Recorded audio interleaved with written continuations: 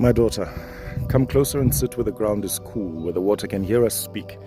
I want you to understand something that your spirit already knows, even if your mind has been struggling to catch up. You've not been losing yourself lately, you have been shedding.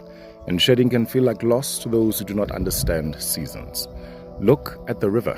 No one stands at its edge and accuses it of being confused, because the water that passed yesterday is no longer there. No one says the river is unstable because it widens in one place and narrows in another. The river is allowed to change its shape because it's still committed to its direction. So are you. There is a reason why people are leaving your life. There is a reason why new faces arrive and sometimes disappear again. It's not punishment, it is filtration. Water doesn't carry everything forever. Heavy things are dropped. Rotten things are left behind on the bank. Only what can move with the current is allowed to stay. You've been asking why everything feels unfamiliar? It's because you're walking into a new version of yourself. And the old language no longer fits your mouth. The old roles no longer fit your shoulders. Even your laughter sounds different now. And that is not a betrayal of who you were. It's honoring who you're becoming. Water teaches us this gently. Before rain becomes rain, it must first be willing to leave the ground as vapor. It must be willing to rise. Invisible, uncertain, carrying no shape at all. That rising feels like confusion from the ground below. But from the sky, it's preparation. You, dear daughter, are in that rising season. And rising seasons are lonely not because you're doing something wrong, but because not everyone is meant to go where you're going. Now listen to me carefully, please, because fear has been whispering in your ear. Fear is telling you to stay small so you're not judged. It's telling you to remain familiar so you're not questioned. Fear is telling you to dilute yourself so you are not rejected. But water never asks for permission to be deep. And when it tries to make itself shallow everywhere, it loses its power to cleanse, to nourish, to even carry life. People will talk. They will always talk. They talked when you were quiet. They talked when you were giving. They talked when you were hurting. And they will talk now that you're standing taller. The question is not what they will say. The question is whether you will trade your becoming for their comfort.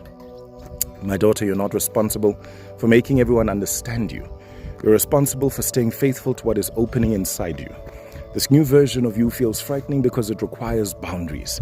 And boundaries are not walls, they are riverbanks. Without banks, water spills everywhere and becomes swamp.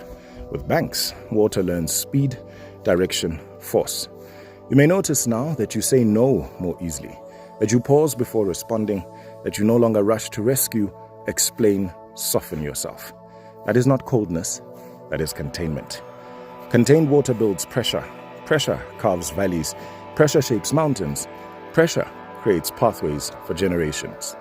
This version of you is not here to be liked. It is here to be useful for your destiny. And I'll tell you something that many are afraid to say. Not all blessings can find you in the version of yourself that everyone approves of. Some blessings are heavy and require strength. They require discernment. They require a woman who knows when to flow and when to stand still like a dam. If the river were to remain a gentle stream forever, it would never turn a wheel, never irrigate fields, never sustain cities.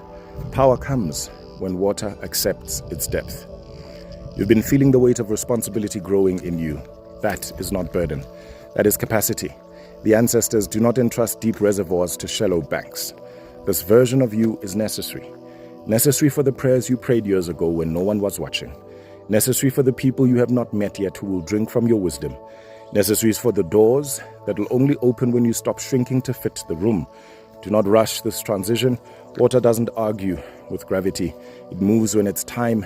It waits when it is time. Trust that rhythm in yourself. When doubt comes, remember this. What feels like loss is often relocation. What feels like fear is often initiation.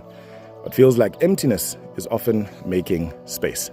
Stand in your water, my daughter. Do not apologize for its depth. Do not apologize or explain its direction. Do not fear its power. Flow forward. The land ahead is waiting for you.